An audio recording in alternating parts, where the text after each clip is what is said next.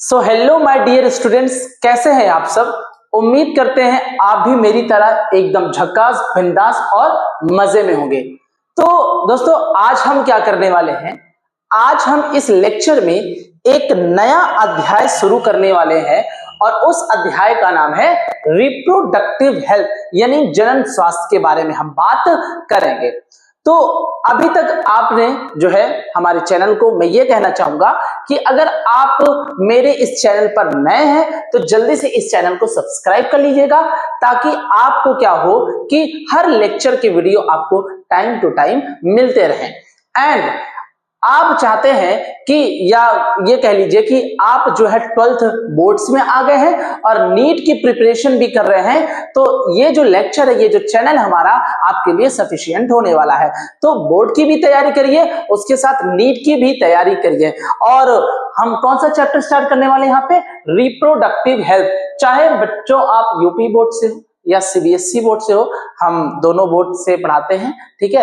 अभी हम हिंदी मीडियम का बैच नहीं शुरू किए हैं, वो भी कुछ समय बाद हम स्टार्ट कर देंगे। तो दोस्तों, मैं आपको इंट्रोडक्शन दे देता हूं। जिससे पहले बताता हूं कि मेरा नाम आकाश केशरवानी सर है और मैं बायोलॉजी पढ़ाऊंगा, ठीक है ना, अपने इस यूट्यूब चैनल पर। बिल्कुल फ्री कंटेंट है यहाँ पे, कोई आपको पेड यहाँ पे पैसे वगैरह नहीं देने हैं। तो चलिए, आइए हम देर नहीं करते हैं और रिप्रोडक्टिव हेल्थ के बारे में हम थोड़ा सा समझ लेते हैं। तो देखिए दोस्तों, जो रिप्रोडक्टिव हेल्थ होता है, सबसे पहले हम समझते हैं कि हेल्थ का मतलब क्या होता है, किसी भी पर्सन का हेल्दी होने का मतलब क्या होता है। होता क्या था, पुराने परिभाषाओं में हम ये कहते थे कि अगर हमारी बॉडी फिजिकली फिट है तो हम पूरी तरह से क्या है, हेल्दी होते हैं। तो क्या ये बात यहाँ पर वैलिड करती है, क्या इतनी ही बात होनी चाहिए एक पर्सन का हेल्दी होने का, यानी फिजिकली फिट है, उसके ऑर्गन सही से काम कर रहे हैं, है ना, उसके बॉडी के हर एक फंक्शन सही से चल रहे हैं, तो वो बंदा क्या हो जाता है, हेल्दी। ये पुराने परिभाषाओं में कहा जाता था। लेकिन अब की अगर बात करते हैं तो अब थोड़ा सा चेंजेस है, क्योंकि हेल्दी का मतलब केवल ये नहीं होता है कि आपकी बॉडी फिजिकली फिट है, बल्कि हेल्दी का मतलब ये होता है कि आप मेंटली खुद को प्रिपेयर किए हो, आप सोशली, यानी समाज से, आपको समाज दबा नहीं रहा है, आप उससे पूरी तरह से फ्री हो, आप फिजिकली फ्री हो, एंड अगर बात किया जाए आप सोशली फ्री हो, एंड आपका बिहेवियर भी सही है। दोस्तों, जैसे मैं अगर आपको एक एग्जांपल के तौर पे बता दूं, देखो होता क्या है कि हमारे बॉडी के ऑर्गन्स का सही तरीके से काम करना, यही एक हेल्दी को इशारा करना नहीं होता है।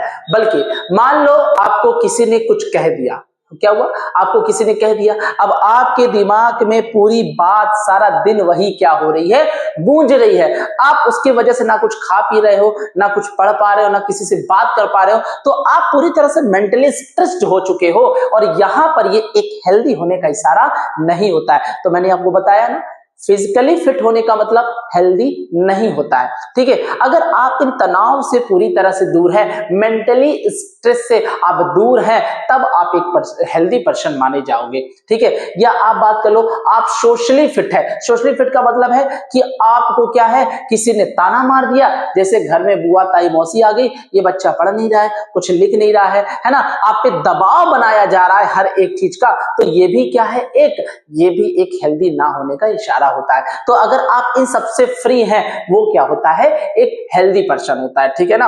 अगर आपका बिहेवियर भी सही है, हम आपसे थोड़ा बात कर रहे हैं, आप चिड़चिड़ापन उठाना शुरू कर देते हो, तो आप इनसे अगर दूर हैं, है ना, तो भी आप क्या हैं, आप हेल्दी हैं। समझ में आई बात। तो किसी का, है ना, बिहेवियर सही होना, सोशली सही होना, एंड रिप्रोडक्टिवली आप सही हो। रिप्रोडक्टिवली का मतलब ये होता है कि आपके बॉडी के हर एक रिप्रोडक्टिव ऑर्गन सही से काम कर रहे हैं। जैसे मेल के टेस्टिस में अच्छे से स्पर्म बन रहे हैं, इजैकुलेशन हो रहा है, इंसेमिनेशन फीमेल में हो रहा है, एंड फीमेल में भी रिप्रोडक्टिव ट्रैक्ट सही से काम कर रहे हैं, फीमेल रिप्रोडक्टिव सिस्टम सही से काम कर रहे हैं, और जो है फीमेल में एक्स यानी oogenesis यहाँ पे हो रही है, फीमेल में मीनार्क स्टार्ट है, मेंस्ट्रुअल साइकिल सही से चल रही है। तो अगर इन सब से आप ठीक हो, इन सब में फिट हो, तो आप रिप्रोडक्टिवली क्या हो, हेल्दी हेल्दी हो, आप रिप्रोडक्टिवली क्या हो, हेल्दी हो।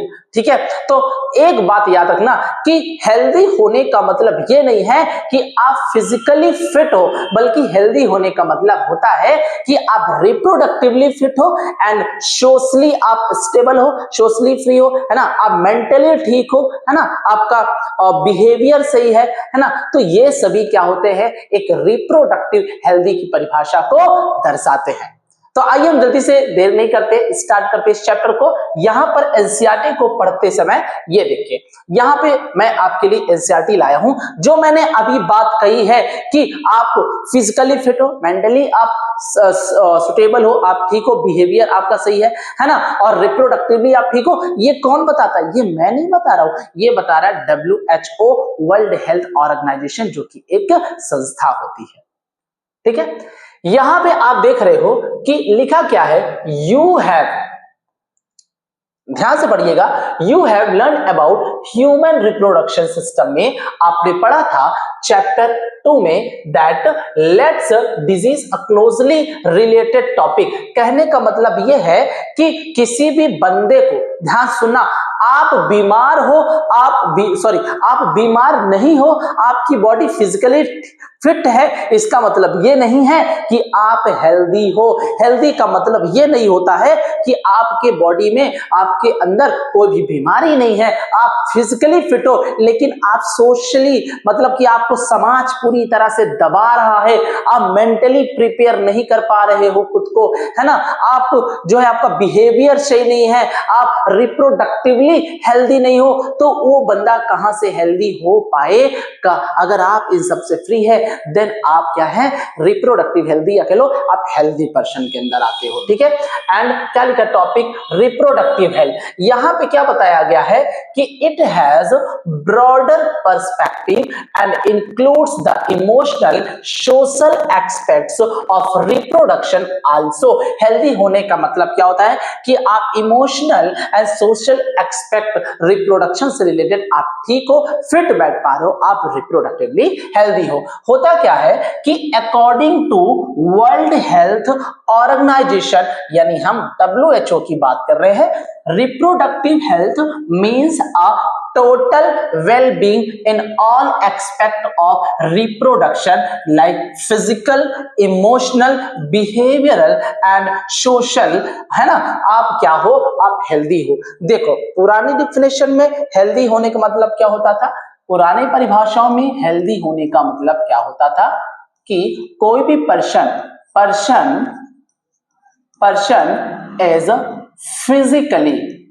is physically fit and no disease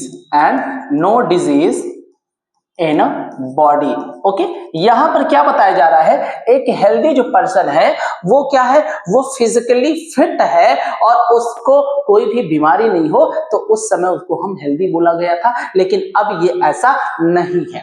WHO ने इसकी परिभाषा क्या कर दी है, WHO ने इसकी परिभाषा मेरे भैया चेंज कर दी है। यानी WHO ने क्या बताया है, WHO ने एक, है ना, रिप्रोडक्टिवली हेल्दी की परिभाषा दी है।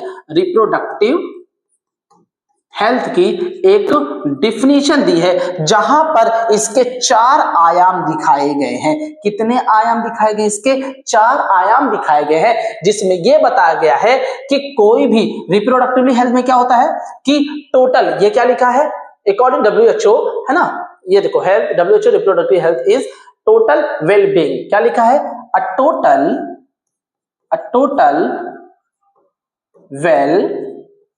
well-being in all aspects of total well-being in all aspects of reproduction कहने का मतलब यह है कि रिप्रोडक्शन के आयाम में अगर कोई भी बंदा फिजिकली फिट है, मैंने क्या बोला, अगर कोई भी बंदा कैसा है, फिजिकली फिट है ना, क्या है, फिजिकली फिट है, रिप्रोडक्टिवली फिट है, कैसा है, रिप्रोडक्टिवली बंदा कैसा है, रिप्रोडक्टिवली फिट है, एंड इमोशनली वो फिट है, क्या है, इमोशनली है ना, इमोशनली फिट है, एंड उसका बिहेवियर भी क्या है, बिहेवियर भी उसका सही दिख रहा है, एंड वो सोशल भी क्या है, सोशली भी वो क्या है, फिट है। समाज उस पे दबाव बना रहा है, लेकिन समाज का उस पे कोई वो दबाव नहीं बन पा रहा, मतलब वो अपने ऊपर समाज का कोई दबाव नहीं लेना चाहता है, तब वो बंदा क्या है, रिप्रोडक्टिवली फिट है, या वो बंदा कैसा है, रिप्रोडक्टिवली हेल्दी है, यानी वो बंदा स्वस्थ है। तो यही कहते हैं ना कि आप अपना काम अच्छे से करता जाओ, क्या कहता है समाज, क्या बोलता है समाज, आपको उससे कोई भी मतलब नहीं होना चाहिए। अगर आप जो है, यहाँ पे ये बताया गया है कि आप रिप्रोडक्शन रिलेटेड या इसके आयाम में देखा जाए, अगर आप जो है हेल्दी, यानी आप रिप्रोडक्टिवली हेल्दी है, ठीक है, तब आप जो है पूरी तरह से हेल्दी माने गए हो। रिप्रोडक्टिवली हेल्दी का मतलब ये होता है कि भैया आपके रिप्रोडक्टिव ऑर्गन सही से काम कर रहे हो।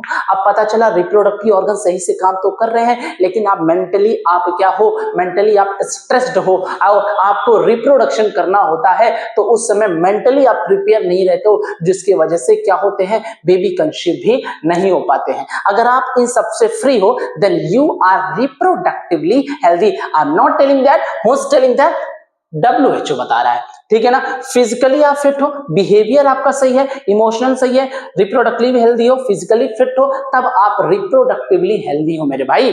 बताइए, इतनी बातें समझ में आ गई। लिखा क्या है कि society with people having physically and functionally normal reproductive organs and क्या लिखा, normal emotional and behavioural interaction among them in all sex related expect might be called reproductively healthy. पहले लोगों में क्या कहा जाता था, पहले की परिभाषा ये थी कि भैया कोई सोसाइटी में क्या हुआ करता था कि बंदा फिजिकली फिट है और उसके नॉर्मल जो रिप्रोडक्टिव ऑर्गन है नॉर्मल तरीके से फंक्शन कर रहे हैं, बंदा इमोशनली, है ना, बिहेवियर एंड उसका सब कुछ ये सही है, किससे, सेक्स रिलेटेड एक्सपेक्ट में, तब उसको क्या माना गया था, हेल्दी। ये भी बात सही नहीं है, वो ये भी बात सही है, गलत नहीं है। बताइए, इतनी बातें समझ में आ गई। हेल्दी क्या होता है, WHO क्या बताया था रिप्रोडक्टिव हेल्थ के बारे में, इतनी बात समझ में आ गई। एक बार देखो, फिर हम आगे बढ़ जाते हैं।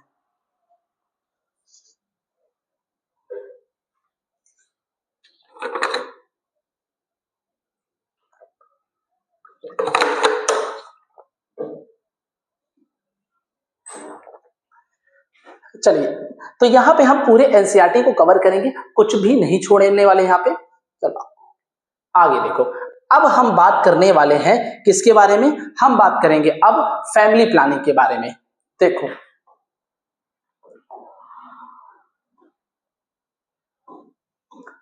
दोस्तों, फैमिली प्लानिंग की अगर बात करते हैं, इसको हम हिंदी में बोलते हैं परिवार नियोजन। क्या बोलते हैं, परिवार नियोजन, है ना।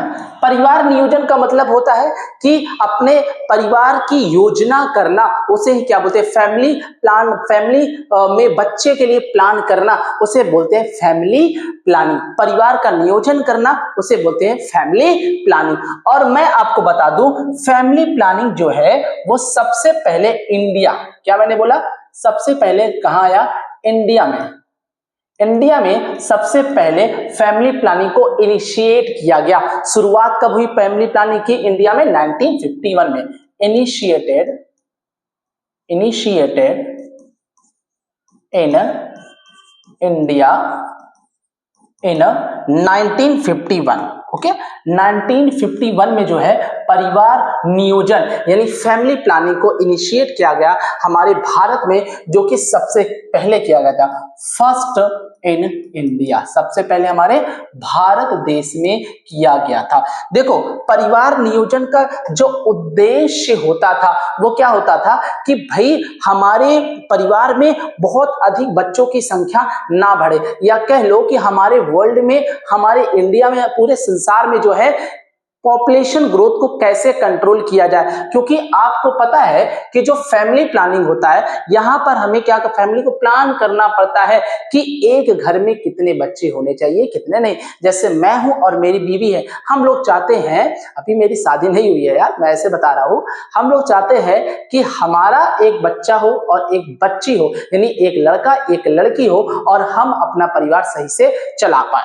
ठीक है, तो यहाँ पे होता क्या है कि एक स्लोगन होता है जिसका नाम है हम दो हम दो हमारे दो, हम दो हमारे दो, ठीक है ना। यहां पर ये होता है क्या, फैमिली प्लानिंग। क्या होता है, फैमिली प्लानिंग। क्योंकि आपको पता है कि अगर आप फैमिली प्लानिंग को एडॉप्ट करते हो, क्या करते हो, फैमिली प्लानिंग को एडॉप्ट करते हो, तो यहां पर क्या होती है कि हम पॉवर्टी को रोक सकते हैं। वी कैन पॉवर्टी यानी गरीबी को रोक सकते हैं, एंड अनएम्प्लॉयमेंट, है ना। और किसको, यानी अनएम्प्लॉयमेंट को भी रोक सकते हैं। लोग बेरोजगार हो जाते हैं, क्योंकि ज्यादा संख्या होने का मतलब क्या होता है कि उनमें क्या होना, अनएम्प्लॉयमेंट आ जाना, यानी बेरोजगारी आ जाना। पता चला भाई कि एक फैमिली है, एक फैमिली में जो है कितने लोग रह रहे हैं, 5 बच्चे रह रहे हैं। कितने बच्चे, 5। अब ये बच्चे जब बड़े हो गए, 1 2 3 4 5, 5 बच्चे हैं। अब इनमें से एक पढ़ने वाला है। कौन सा बच्चा, इसमें से एक पढ़ने वाला है। अब ये जाकर के आगे कुछ पढ़ेगा तो कुछ जाकर के क्या बनेगा, मान लो ये बन गया ऑफिसर। लेकिन अब पता चला कि पेरेंट्स के पास केवल एक ही बच्चे को पढ़ाने के लिए पैसे थे, 4 के लिए तो थे ही नहीं। तो यही होता है ना, अब ये 4 क्या करेंगे, ये आ गए हैं बेरोजगारी के कागार पर। तो करना क्या पड़ता है कि जितने ही संख्या कम होगी हमारे इंडिया में, हमारे वर्ल्ड में, उतनी ही क्या होगी बताओ, अच्छी सुविधाएं लोगों को मिलती जाएगी।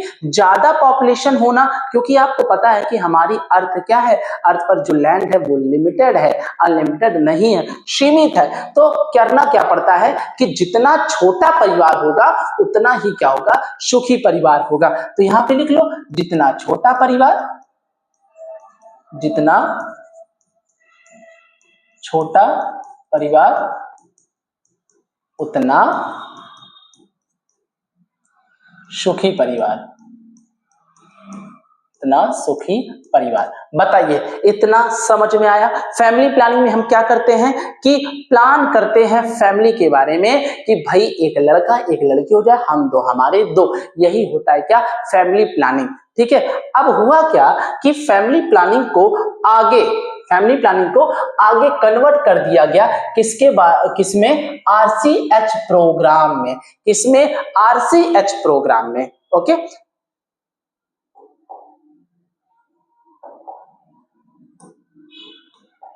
RCH programme. ठीक है, तो आरसीएच का पूरा नाम आप लिख लीजिए। यहां पे आरसीएच का पूरा नाम होता है reproductive and child health care. यहां पे क्या होता है, reproductive and child health care. देखो मेरे भाई, reproductive and child health care में ये ही केवल नहीं बताया जा रहा है कि हमें फैमिली को किस तरह प्लान किया जाए, है ना, एक छोटा परिवार बनाया जाए। अभी तो यहाँ पे एक बात और होती है कि हमें क्या करना है, लोगों के अंदर एक जागृति को क्या करना है, क्रिएट करना है, अवेयरनेस को क्रिएट करना होता है। जैसे लोगों के अंदर आप देख लीजिए, जो 20 से 22 साल या 15 से 25 साल के अंदर की जो एज होती है, यहाँ पर लोगों के मन में, जो बच्चों के मन में क्या होता है कि बहुत सारी भ्रांतियां होती है। क्या होती है, बहुत सारे मिसअंडरस्टैंडिंग होते हैं, है ना, about the sex related expectations, and उनको अपने फ्यूचर का क्या है ना, लोगों को आईडीज के बारे में नहीं पता है, लोगों को कंट्रासेप्शन के बारे में नहीं पता है, लोगों को ये नहीं पता है कि भाई ज्यादा पॉपुलेशन होने से अनएम्प्लॉयमेंट कितनी बढ़ सकती है, लोगों को जो है मदर की कैसे केयर किया जाए during pregnancy and after pregnancy, बच्चे की कैसे केयर की जाए, लोगों को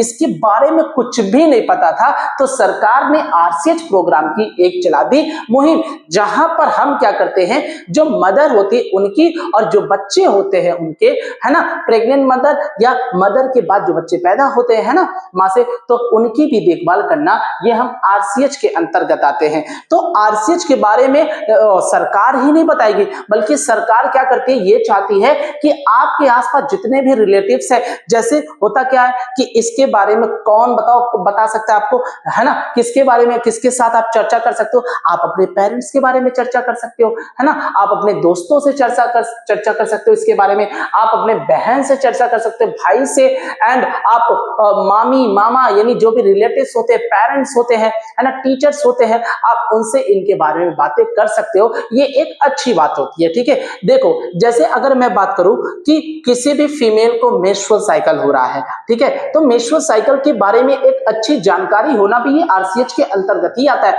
जैसे मेनोपॉज क्या होता है ना, मीनार्क क्या होता है, लोगों को ये तक नहीं पता होता है कि एक फर्टाइल पीरियड क्या होता है। जैसे मेल को या फीमेल को ये तक नहीं पता होता है कि हमारे बॉडी में मेंस्ट्रुअल साइकिल के समय कौन सा फर्टाइल पीरियड माना गया है, जहां पर सेक्सुअल इंटरकोर्स करने पर हम जल्दी से बेबी को कंसीव कर पाते हैं। क्योंकि ऐसे बहुत सारे केसेस आते हैं जहां पर एवरीथिंग इज गोइंग गुड, सब कुछ बढ़िया चल रहा होता है, लेकिन बात क्या आ जाती है कि प्रेगनेंसी कंसीव नहीं हो पा रही है। प्रेगनेंसी कंसीव ना होने का मतलब यह है कि उस बंदे ने फर्टाइल पीरियड के बीच में क्या नहीं किया, इंटरकोर्स नहीं किया। जैसे आपको पता है मेंस्ट्रुअल साइकिल 28 दिन का होता है, तो उसी के हिसाब से क्या होता है 14 डे पे ओव्यूलेशन होता है। तो बंदा क्या करता है 10 से 17 दिन के बीच में, जो कि फर्टाइल पीरियड आपको मैं बताऊंगा इसमें, ठीक है, हाँ 10 से 17 दिन के बीच में इंटरकोर्स करता है, तो कहीं ना कहीं यहाँ पे चांसेस होते हैं स्पर्म एंड ओवम के फर्टिलाइजेशन से, जिससे प्रेगनेंसी कंसीव हो सकती है। तो यहाँ पर भी हम इसके बारे में चर्चा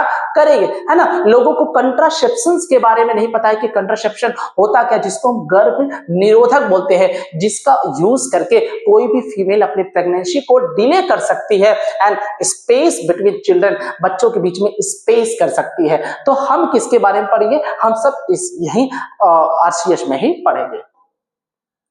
चलो आगे देखो, यहां पे आरसीएच प्रोग्राम की अगर बात करते हैं, reproductive and child health care, यहां पे होता क्या है कि हम लोगों में अवेयरनेस क्रिएट कराएंगे। क्या कराएंगे, we create awareness among people,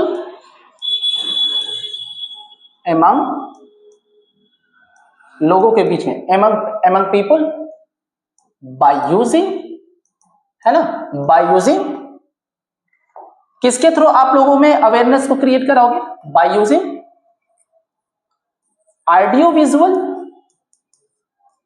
audio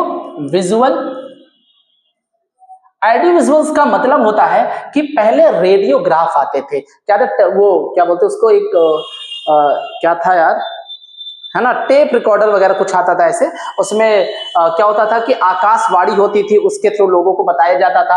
and print media, क्या मैंने बोला, प्रिंट मीडिया जो भी होते हैं, अखबार पेपर, इसके थ्रू, ठीक है, प्रिंट मीडिया के थ्रू आपको आरसीएच के बारे में सरकार के द्वारा जो है इसके बारे में अवेयरनेस क्रिएट कराया जा रहा था, है ना। Audio visual, print media and जो भी गवर्नमेंट, है ना, एंड जो भी government and non government agencies होती हैं, नॉन गवर्नमेंट जो एजेंसीज होती हैं, उसके थ्रू आपको आरसीएच के बारे में बताया जा रहा था, है ना। और आरसीएच के बारे में आप और किससे चर्चा कर सकते हो, है ना, यू कैन या वी या you can talk about this with, किसके साथ बात कर सकते हो, विद पेरेंट्स, है ना।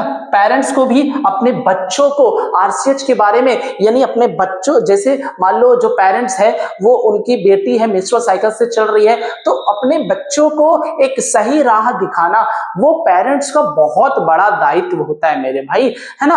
अगर बच्ची जो है, यहाँ तक एक भाई को अपने बहन की भी केयर करनी चाहिए। मान लीजिए बहन क्या है, पीरियड्स क्रैम्प से जूझ रही है, अब वो बताना नहीं चाहिए रही है, लेकिन भाई को पता होना चाहिए कि हाँ everything is going wrong, then उसको पता होना चाहिए। और ये कोई एक खराब आदत नहीं होती, देखियो ये एक नेचुरल प्रोसेस होती है जो कि फीमेल में चलेगी। फीमेल में अगर ये नेचुरल प्रोसेस नहीं चलेगी तो उनके लिए भी दिक्कत हो जाती है। तो हमें क्या करना है कि भाई से चर्चा करो, आप फ्रेंड से चर्चा करो इसके बारे में, है ना, आप पेरेंट्स से चर्चा करो, आप रिलेटिव से चर्चा करो। रिलेटिव्स हो गए आपके, है ना, सिबलिंग्स हो गए, टीचर्स हो गए, ठीक है, आपके पड़ोसी, मतलब आपको जिस पे ट्रस्ट होता है आप उससे चर्चा करिए इसके बारे में। ये रहा किसका, ये रहा आरसीएच प्रोग्राम, है ना, reproductive and child health care. चलो अब हम आगे बढ़ जाते हैं, ठीक है। एक चीज और सुनना, आरसीएच में हम किसके बारे में जानेंगे, ठीक है, ये भी हम यहां पे लिखवा देते हैं।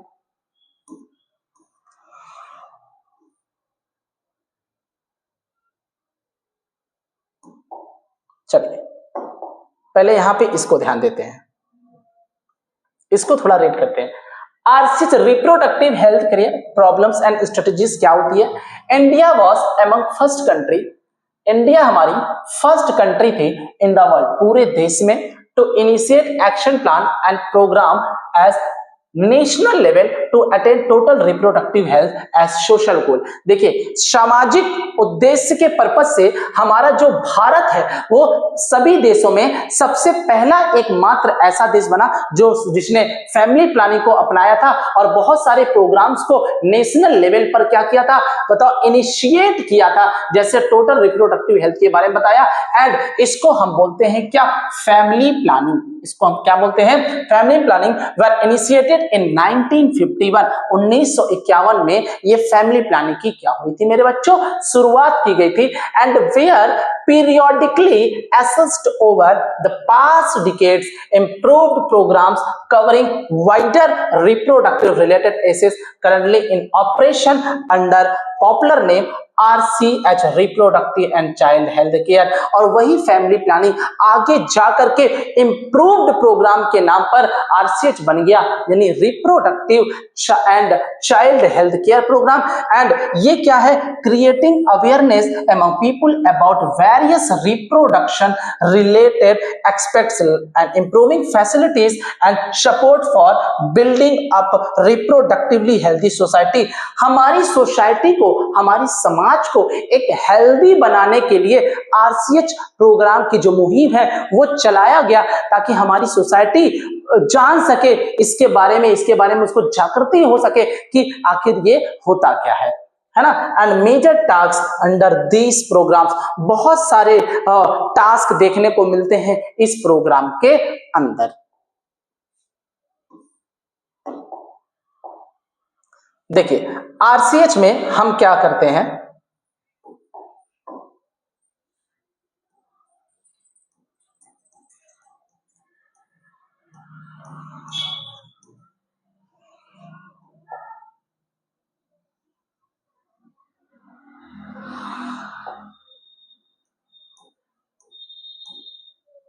सुनिए, ये जो आरसीएच प्रोग्राम है इसके बारे में देखो। लोगों को हम आरसीएच प्रोग्राम का यूज क्या करते, क्यों करते हैं? क्योंकि लोगों को हमें क्या करना पड़ता है? एक अवेयरनेस क्रिएट कराना होता है ना। Programmes is initiated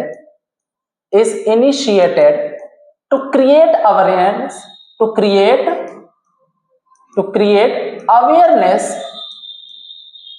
awareness among the people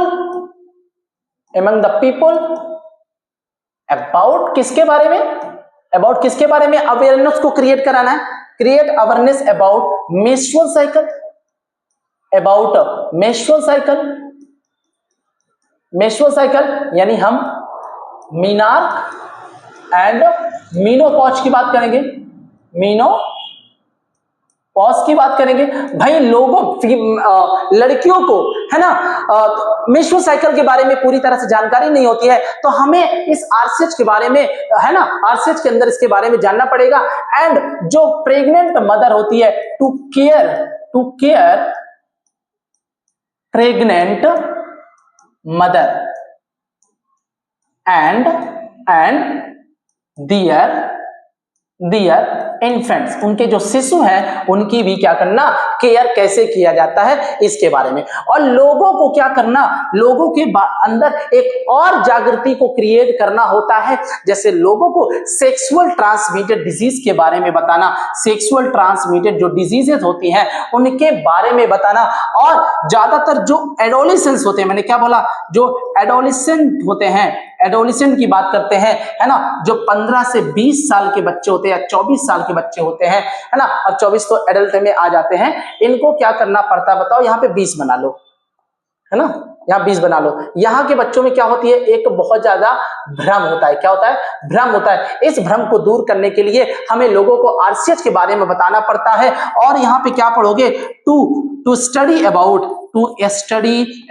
sex education, to study about sex education, लोगों को है ना सेक्स एजुकेशन के बारे में बताना। और आजकल ये इस स्कूल में ही आपके बुक में चैप्टर में दिया है ना, sex education in schools, school में सेक्स एजुकेशन के बारे में बताना। हाउ टू कंट्रोल पॉपुलेशन, है ना, हाउ टू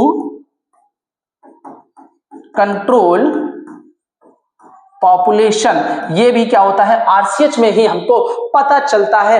और क्या होता है बताइए, और क्या होता है भाई, ठीक है, menstrual to care pregnancy, how to control population. हाँ, और लोगों को एमनियोसेंटेसिस के बारे में बताना कि कैसे ये किसी के लिए अच्छा साबित हो सकता है और बुरा क्यों साबित हो सकता है। एमनियोसेंटेसिस के बारे में लोगों को क्या करना, इसके बारे में बताना, है ना। मेडिकल टर्मिनेशन ऑफ प्रेगनेंसीज क्या होती है, एबॉर्शंस क्या होते हैं, इन सब हम क्या करेंगे आरसीएच के अंदर ही जानेंगे। लोगों के बीच में अवेयरनेस क्रिएट कराना है तो हमें आरसीएच को अडॉप्ट करना पड़ेगा। तो बताइए इतनी बातें समझ में आ गई कि आरसीएच क्या होता है। तो एक बार देख लो, फिर हम क्या करते हैं जल्दी से आगे बढ़ जाते हैं।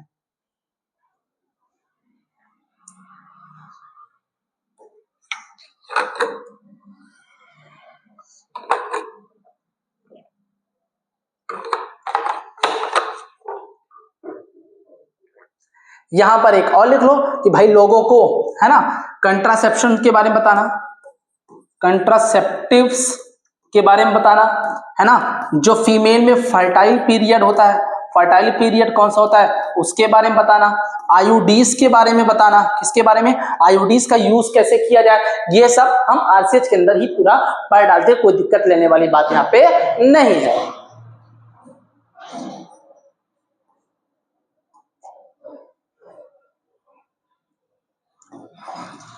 क्या लिखा है यहाँ पे देखो पढ़ो, हमें आरसीएच के बारे में कौन कौन बताएंगे।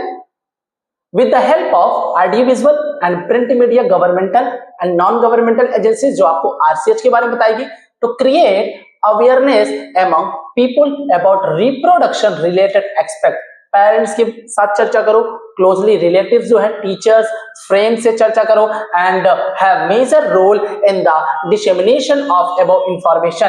तो ये जो आपको ऊपर इंफॉर्मेशन दी गई है आरसीएच के अंदर, इसका बहुत बड़ा मेजर रोल होता है। And introduction of sex education in school, स्कूलों में लोगों को सेक्स एजुकेशन के बारे में जानना चाहिए, स्टूडेंट्स को इसके बारे में जानना चाहिए। और कौन बताएगा, टीचर्स बताएगा। And be encourage to provide right information to young, और जो आजकल के नवयुवा है ना, बच्चे हैं, उनको एक अच्छी एजुकेशन देना इसके सेक्स एजुकेशन के बारे में। एंड बिलीविंग इन मिथ, जो मिथ यानी झूठ में विश्वास करते हैं, having misconception about sex related expect, जिनके अंदर सेक्स रिलेटेड जो भी आशाएं होती है वो गंदी होती है, उसको दूर करने के लिए हमें क्या करना पड़ता है, स्कूल्स में टीचर हमें इस चैप्टर को पढ़ाते हैं।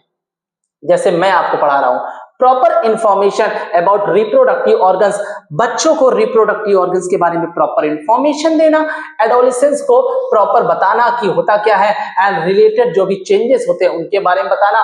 सेफ एंड जो हाइजीनिक सेक्सुअल प्रैक्टिसेस होती है, safe and hygienic sexual practice का मतलब होता है कि फीमेल है ना, फीमेल्स को क्या यूज करना चाहिए, मेल को क्या यूज करना चाहिए, एंड सेक्सुअली ट्रांसमिटेड डिजीजेस क्या होते हैं उसके बारे में जानना, एड्स क्या होते हैं इसके बारे में जानना। ये कौन बताएगा भाई, ये हमको पढ़ाई के थ्रू पता चलेगी, एजुकेशन के थ्रू पता चलेगी। Would help people and those in the adolescent age group lead to reproductively life and educating people, specially fertile couples जो होते हैं उनको बताना। और जो मैरिजेबल एज वाले बंदे होते हैं, है ना, जो मैरिजेबल एज वाले लोग होते हैं उनको भी इनके बारे में बताना, कौन सा फर्टाइल पीरियड कौन सा नहीं, and about available birth control options, है ना, बर्थ कंट्रोल ऑप्शन यानी बर्थ को कैसे रोका जाए उसके बारे में बताना। Pregnant mother and post natal care क्या होता है, प्रेग्नेंट मदर का मतलब जो माँ प्रेग्नेंट है उनकी देखभाल कैसे करना है, पोस्ट नेटल यानी माँ बच्चे के जन्म के बाद माँ की देखभाल कैसे करनी है, बच्चे की देखभाल कैसे करनी है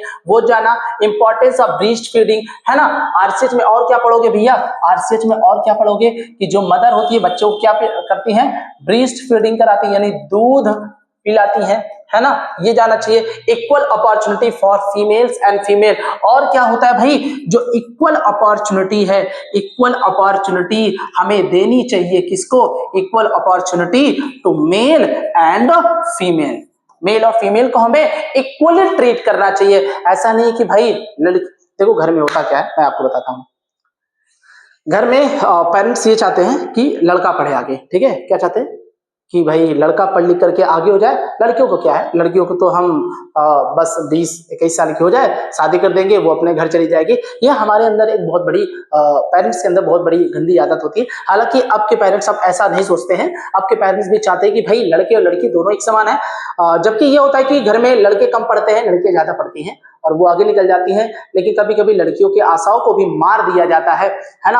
आप गांव देहातों में आप देख सकते हो ऐसा होता है। तो हमें क्या करना है कि चाहे लड़का हो या लड़की हो, दोनों को बराबर ट्रीट करना है। अगर ये पढ़ना चाहती है देन इसको भी आप पढ़ाओ, भेजो, है ना। ऐसा नहीं कि आप बेलना चौका रोटी झाड़ू में इनको लगा दो, ऐसा नहीं करना है। भाई लड़का ठीक है, वो उसको तो कुछ ना कुछ करना है जीवन में, नहीं तो वो आगे फिर उसकी जीवन भी खत्म हो जाएगी। लेकिन अगर बच्ची भी है, लड़की भी है, वो चाहती है कि आगे पढ़े लिखे कुछ बड़ा करे, तो उसको भी मौका दे करके हमें उसे आगे बढ़ना चाहिए। लड़का लड़की दोनों एक समान के तौर पर उसको क्या करना चाहिए, मानना चाहिए। क्योंकि भाई बच्चे हैं, ये तो करना पड़ेगा, है ना। अगर पढ़ना चाहते तो उनको पढ़ाओ, एक अच्छा आदमी बनाओ। तो हमें क्या करना है, लेकिन भेदभाव नहीं करना है, दोनों को इक्वली ट्रीट करना है और दोनों को आगे बढ़ता देखना है। ये पेरेंट्स की एक जिम्मेदारी होनी चाहिए।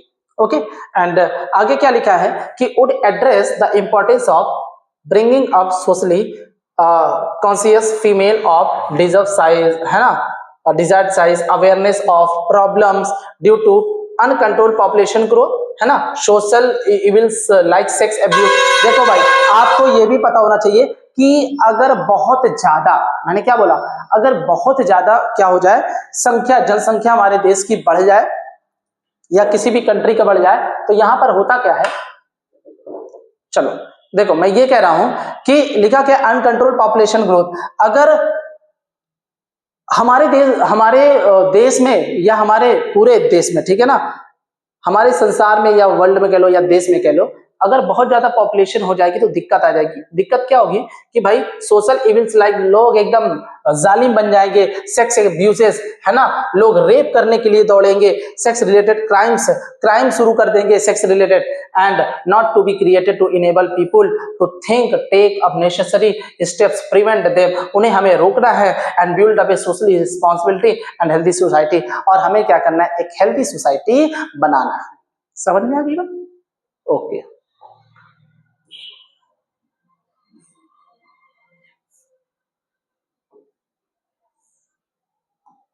चलो अब आगे देखो क्या लिखा है, successful implementation of various action plan to attain reproductive health requires strong infrastructure facilities. देखो भाई, आरसीएच में क्या होना चाहिए, आरसीएच ये भी बताता है कि एक स्मार्ट अल्ट्रा स्ट्रक्चर, है ना, मेडिकल फैसिलिटीज होनी चाहिए, medical facility for pregnant mother, है ना, प्रेग्नेंट मदर एंड पेशेंट, इनके लिए एक अच्छी मेडिकल फैसिलिटीज होनी चाहिए, है ना। Professional and expertise maternal support, जो माँ को सपोर्ट दे सके भाई प्रेगनेंसी के समय, and are essential to prove medical associate and care assistance and care people in reproduction related problem like pregnancy.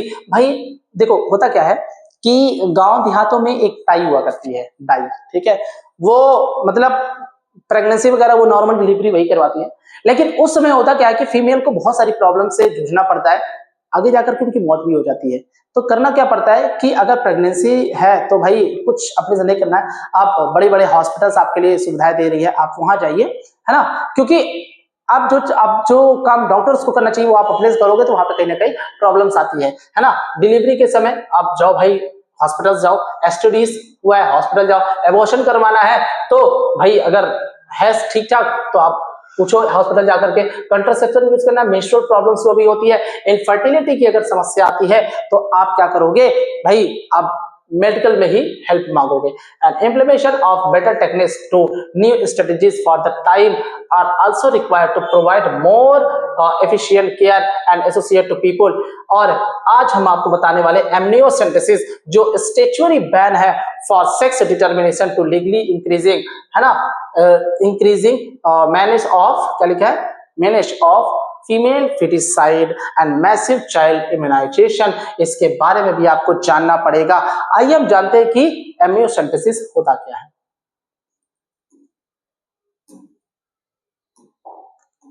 देखिए हम किसकी बात कर रहे हैं, एमनियोसेंटेसिस के बारे में। एमनियोसेंटेसिस का जो सही यूज है, पहले ये लिख लो, एमनियोसेंटेसिस क्या है, statutory ban in India. Statutory ban in India का मतलब होता है ना तो ये पूरी तरह से बंद है, ना ये तो ये पूरी तरह से है ना चालू है। होता क्या है कि ध्यान सुनना, किसके बारे में बात कर रहे हैं, एमनियोसेंटेसिस के बारे में।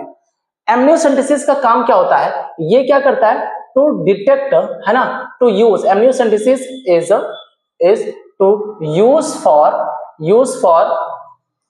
Detect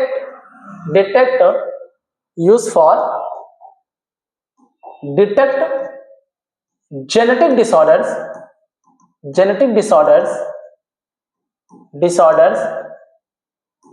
and chromosomal abnormalities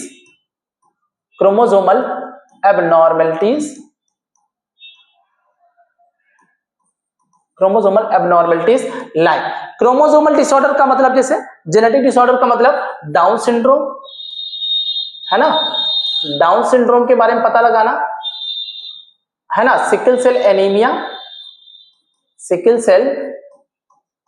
anaemia के बारे में पता लगाना, ठीक है, और हीमोफीलिया। देखो मेरी बात जरा आप ध्यान से सुनना। हुआ क्या है, एमनियोसेंटेसिस कैसे काम करता है, ध्यान सुनना। जो एमनियोसेंटेसिस होता है ये स्टैचुरी बैन है हमारे इंडिया में। स्टैचुरी बैन का मतलब होता है कि जब जरूरत पड़ती है तब एमनियोसेंटेसिस कराया जाता है, नहीं तो हम इसको खुला नहीं छोड़ सकते, क्योंकि एमनियोसेंटेसिस का लोग यूज करके इससे कन्या भ्रूण हत्या भी करवाते हैं, यानी फीमेल फेटिसाइड। होता क्या है कि ये जो एमनियोसेंटेसिस इससे हम जेनेटिक डिसऑर्डर के बारे में पता करते हैं, जैसे बच्चे में अगर डाउन सिंड्रोम हुआ है, सिकल सेल एनीमिया हुआ है या हीमोफीलिया हुआ है, अगर ये एमनियोसेंटेसिस के थ्रू पता चल जाता है तो हम उस बच्चे को क्या कर देते हैं, एबॉर्ट करवा देते हैं। क्या करवा देते हैं डॉक्टर, एबॉर्ट करवा देते हैं। क्योंकि ऐसा कभी कभी हो सकता है कि मान लीजिए एक परिवार है, उस परिवार में एक बच्चा जो पहले जन्मा था उसके अंदर डाउन सिंड्रोम, हीमोफीलिया या सिकल सेल एनीमिया वाले डिसऑर्डर्स देखे गए हैं। अब वो फैमिली चाहती है कि क्या ये जो बच्चा अब आ रहा है इस दुनिया में उसको तो नहीं है, तो उनमें क्या होता है ना कि इसको डिटेक्ट किया जाता है कि अगर पहले वाले बच्चे में कहीं दूसरे वाले में ना हो, तो वो पता करने के लिए, जेनेटिक डिसऑर्डर पता करने के लिए हमें एमनियोसेंटेसिस कराना पड़ता है। अगर ऐसे जेनेटिक डिसऑर्डर है तो भैया हम बच्चे को क्या करवा देते हैं, एबॉर्ट करवा देते हैं। क्योंकि अगर वो इस दुनिया में आएगा, जन्म लेगा और इन बीमारी के साथ जूझेगा तो कोई मतलब नहीं, वो तड़पेगा, उसकी लाइफ बर्बाद हो जाएगी। इससे अच्छा क्या है, हम क्या करवा देंगे, उसको एबॉर्ट करवा देंगे। एंड एमनियोसेंटेसिस क्या होता है, कब होता है, ड्यूरिंग 14 से लेकर के लगभग 17 या 15 वीक, आप कर लो 20 वीक्स, ठीक है, 14 से आप 70 वीक्स कर लो। 70 वीक्स में, है ना, क्या होता है, ये एमनियोसेंटेसिस कराई जाती है। जहां पर होता क्या है, ऐसे आप देखना, ये देखो, ये अंदर है फीटस, ये क्या है, ये है अंदर फीटस, और फीटस के अंदर आपको पता है क्या पाई जाती है, यहां पे ये है इसका एमनियन, ये है एमनियन, और एमनियन के अंदर क्या होते हैं, एमनियोटिक फ्लूइड होते हैं। तो यहां पर ये मैंने क्या बनाया, एमनियोटिक फ्लूइड। हम आपको बताना चाह रहे हैं कि एमनियोसेंटेसिस कैसे किया जाता है, ठीक है। और यहां पे पड़े होते हैं फीटस के सेल्स, इस एमनियोटिक फ्लूइड में ये पड़े होते हैं क्या, फीटस के सेल्स, फीटल सेल्स है। अब होता क्या है कि बच्चे, इस मां की यूट्रस में सोनोग्राफी किया जाता है। क्या किया जाता है, सोनोग्राफी किया जाता है। और हम क्या करते हैं, सिरिंज के थ्रू हमें करना क्या होता है कि ये हम ऐसे सिरिंज लेते हैं, ठीक है, ये हम सिरिंज लेते हैं और इस सिरिंज में हम क्या करते हैं, इस एमनियोटिक फ्लूइड को क्या कर लेते हैं, ड्रेन कर लेते हैं और यहाँ पे पेट्री प्लेट में रखते हैं। और आपको मैं बता दूं, फीटल सेल्स पड़े होते हैं। इसमें क्या होते हैं, फीटल सेल्स पड़े होते हैं। एमनियोटिक फ्लूइड के साथ क्या होते हैं, फीटल सेल्स पड़े होते हैं। और आपको पता है ये जो फीटल सेल्स होता है इनमें XX क्रोमोसोम हो सकता है और XY क्रोमोसोम हो सकता है, क्योंकि सेल्स है तो न्यूक्लियस होगा और न्यूक्लियस है तो क्रोमोसोम उसमें होगा। तो इस क्रोमोसोम के थ्रू ये पता चल जाता है कि लड़का मेल है या फीमेल। अगर पता चला फीमेल है तो इसकी करा दी जाती है फीमेल फिटिसाइड।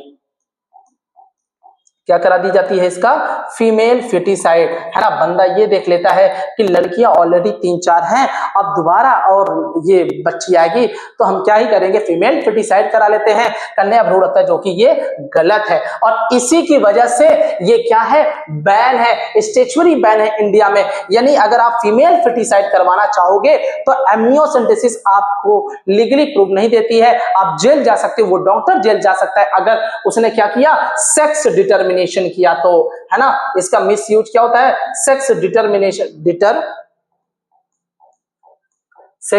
डिटरमिनेशन करने के लिए क्या होता है, वो जेल जा सकता है। जबकि इसका सही यूज क्या होता है कि भाई अगर इस क्रोमोसोम में एक भी प्रकार का डिसऑर्डर है, क्या है डिसऑर्डर, उसको डिटेक्ट करने के लिए। जैसे डाउन सिंड्रोम क्या होता है कि इसका जो 21वां क्रोमोसोम 21वां क्रोमोसोम होता है वो क्या होता है, ट्राइसोमी होता है। ट्राइसोमी का मतलब होता है कि यहाँ पर 3 क्रोमोसोम होते हैं। कितने क्रोमोसोम, 3 क्रोमोसोम होते हैं जो डाउन सिंड्रोम को दर्शाते हैं। अगर ऐसा जेनेटिक डिसऑर्डर उस फीटस या बेबी में देखा गया तो उसको हम अबॉर्ट करवा देते हैं। एंड यही है आपका एमनियोसेंटेसिस का असली यूज, जेनेटिक डिसऑर्डर को पता करने के लिए, ना कि सेक्स डिटरमिनेशन को पता करने के लिए।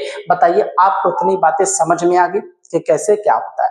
इसको देखो, फिर जल्दी बढ़ते, तब तक हम पानी पी लेते हैं।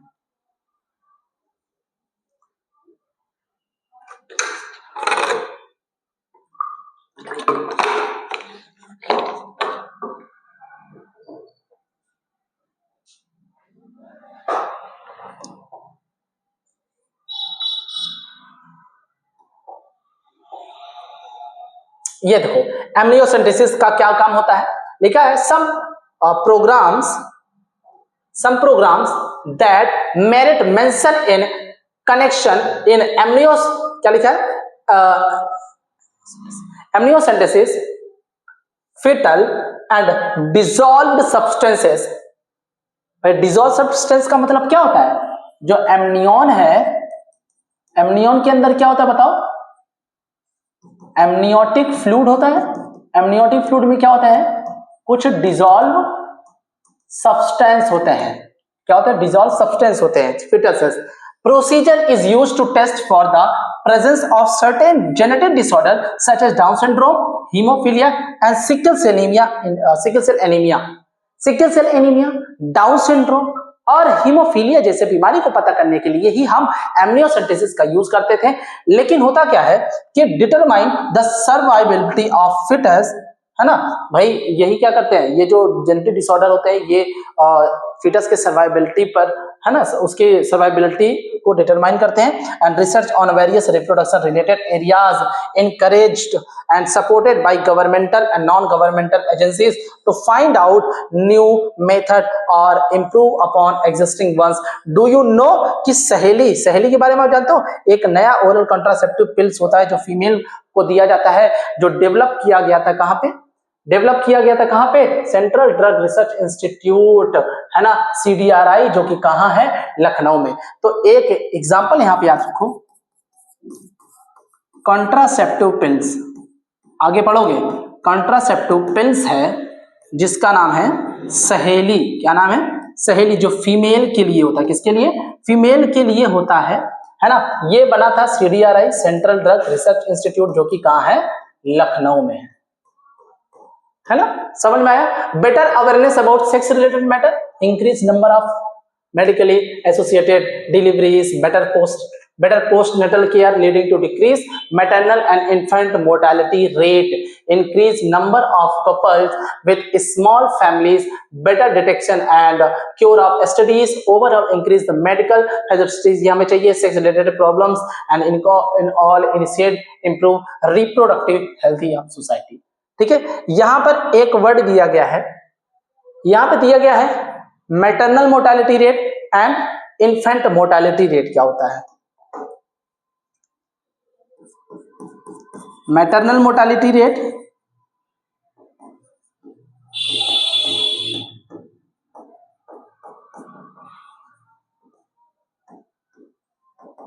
और एक होता है इन्फेंट मोर्टेलिटी रेट, है ना। इसको हिंदी में क्या बोलते हैं, एमएमआर। मैटरनल मोर्टेलिटी रेट का मतलब मातृ मृत्यु दर एंड इन्फेंट मोर्टेलिटी रेट का मतलब शिशु मृत्यु दर। देखो अब होता क्या है कि एमएमआर और आईएमआर में क्या होता है, डिक्रीजमेंट देखा गया, मतलब ये कम हो रहे हैं, है ना। इसका मतलब क्या होता है, एमएमआर का मतलब क्या होता है कि जब कोई माता, ठीक है, या तो एक काम करो एमएमआर और आईएमआर, ये इसका पूरा नाम याद रख लो, आगे क्या होता है इसके बारे में हम बता देंगे तुमको। चलो अब आगे देखो, यहाँ पे क्या लिखा है, यहाँ पे इन्फेंट मोर्टेलिटी रेट दिया हुआ है and population stabilisation and birth control, ठीक है। तो इसको एक काम करते हैं, इसको हम दूसरे में बता देंगे, है ना। चलो इसको हम क्या करेंगे आगे बता देंगे, आज हम यहीं तक इसको रखते हैं, ठीक।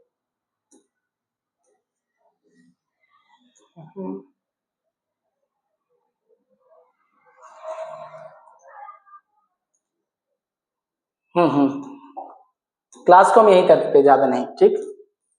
ये क्वेश्चंस वगैरह मैं कल सॉल्व करवा दूंगा आपको।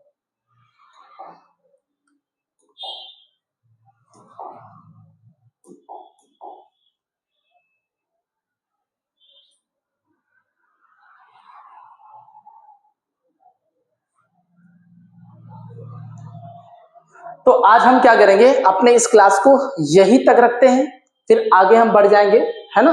कल हम यहाँ से पॉपुलेशन स्टेबिलिटी, बर्थ कंट्रोल, ये सब कल हम बताएंगे। तो फिलहाल इसको हम अभी क्या कर लेते हैं, इस पोर्शन को यहाँ पे डिलीट कर देते हैं, ठीक है।